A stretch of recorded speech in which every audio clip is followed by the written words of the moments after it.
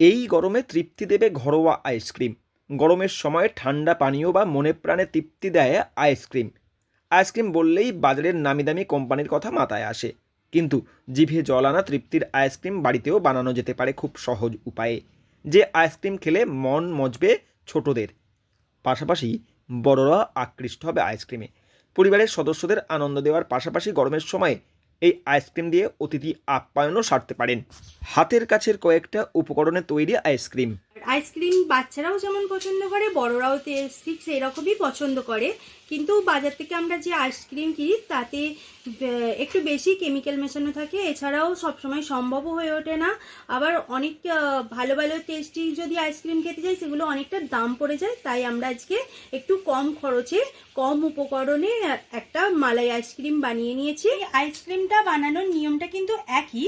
এছাড়াও আপনারা বিভিন্ন ফ্লেভার দিয়েও এই আইসক্রিমটা বানিয়ে নিতে পারেন। এতে খুব কমই উপকরণ ব্যবহার করেছি। যদি ঠিকঠাক বা ভালো কন্টেনারে ব্যবহার করা যায় তাহলে কিন্তু বাজারের আইসক্রিমকেও হার মানিয়ে দেবে। আর এটা খুব স্বাস্থ্যসম্মত হবে, কারণ এতে আমরা কোনো রকম কেমিক্যাল ব্যবহার করিনি।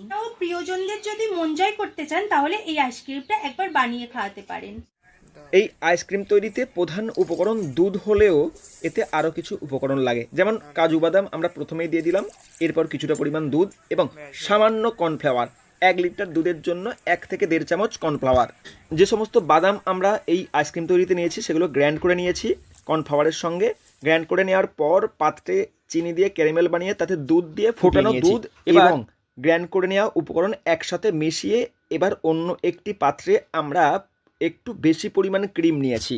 এবার যে ব্যাটার তৈরি হয়েছে তার সমপরিমাণ ক্রিম নিয়ে ভালো করে মিশিয়ে নিতে হবে। ঠান্ডা হবার সঙ্গে সঙ্গে ভালো করে ফেটিয়ে নিতে হবে যতক্ষণ পর্যন্ত জিনিসটা ফুলে ফেপে হালকা না হচ্ছে। পাউডার ও লিকুইড দুটোই ব্যবহার করতে পারেন।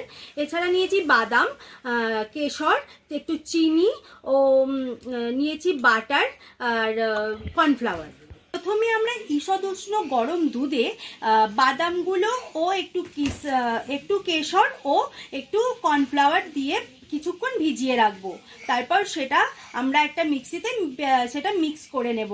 অন্য একটি পাত্রে একটু চিনি দিয়ে সেটা দিয়ে ক্যারামেল বানিয়ে নেব। তারপর তাতে দুধ দিয়ে কিছুক্ষণ নাড়তে থাকবো। নাড়ার পর সেই মিক্স করা উপকরণটা আবার দিয়ে আবার নাড়তে থাকবো। নাড়া হয়ে গেলে সেটা নামিয়ে নেব। অন্য একটি পাত্রে ক্রিম আর বাটারটা দিয়ে ভালো করে ফেটিয়ে নেব।